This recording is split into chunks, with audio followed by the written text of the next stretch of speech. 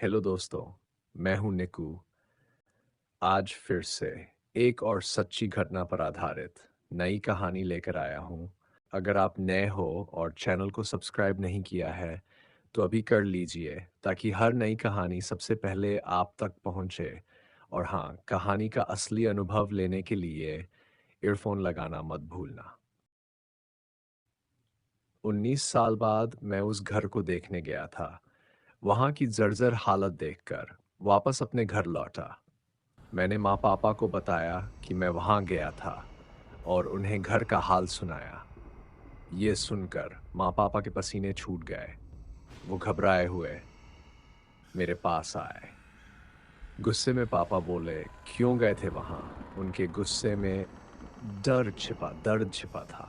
मैंने कहा, मैं पास नहीं गया था, दूर से ही देखा था। पापा ने आगे बढ़कर मुझे एक थप्पड़ मारा और बोले, चुप हो जाओ और कभी मत जाना उसके आसपास भी। ये कहकर वो खामोश हो गए। उनकी आंखों में आंसू थे। कुछ देर बाद उन्होंने धीमे स्वर में कहा, 7 साल पहले मिस्टर गुप्ता आए थे, माफी मांग रहे थे और उन्होंने बताया था उनके साथ क्या हुआ था। 7 साल पहले शहर के बाहरी इलाके में एक मकान मालिक था, मिस्टर गुप्ता। अपने लालच में अंधे होकर वो लोगों को किराए पर घर देते थे। घर के अतीत की भयानक सच्चाई वो हमेशा छुपाते रहे। भूत प्रेत की बातें उन्हें अंधविश्वास लगती थीं, एक मजाक जिसे सिर्फ डरपोक लोग सच मानते थे। लेकिन किस्मत ने उनके लिए कुछ और सोच रखा था।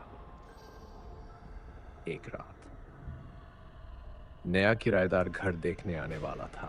वो देर से पहुंचा और चाबी पड़ोस में छोड़ने को कहा। गुप्ता को ये अच्छा नहीं लगा, लेकिन उन्होंने सोचा, एक रात का क्या ही होगा। रात गहरी हो चुकी थी, तेज बारिश शुरू हो गई। गुप्ता को लगा किराएदार अब नहीं आएगा, इसलिए वो चाबी लेने निकल पड़े। जब वो उस वीरान इलाके में पहुंचे तो देखा घर का गेट खुला है। उन्हें लगा किराएदार पहले ही अंदर जा चुका है। वो गेट से अंदर बढ़े, दरवाजे पर दस्तक दी, कोई जवाब नहीं। अचानक दरवाजा जोर से बंद हो गया। गुप्ता चौंके लेकिन समझे शायद हवा का झोंका है। उन्होंने फोन निकाला, टॉर्च जलाई। घर के अंदर एक अजीब ठंडक थी, जैसे अचानक किसी ने एसी चला दिया हो। वो आगे बढ़े, लिविंग रूम में पहुंचे, तभी टीवी अपने आप चालू हो गया। उसमें सिर्फ सफेद शोर। गुप्ता ने घबराकर टीवी बंद किया। तभी घर के पिछले हिस्से से पायल की आवाज आई, वो आवाज जिसे उन्होंने कभी सपनों में सुना था, धीमी, फिर तेज, लगातार चारों तरफ घूमती हुई। अब गुप्ता को पहली बार सचमुच डर लगा।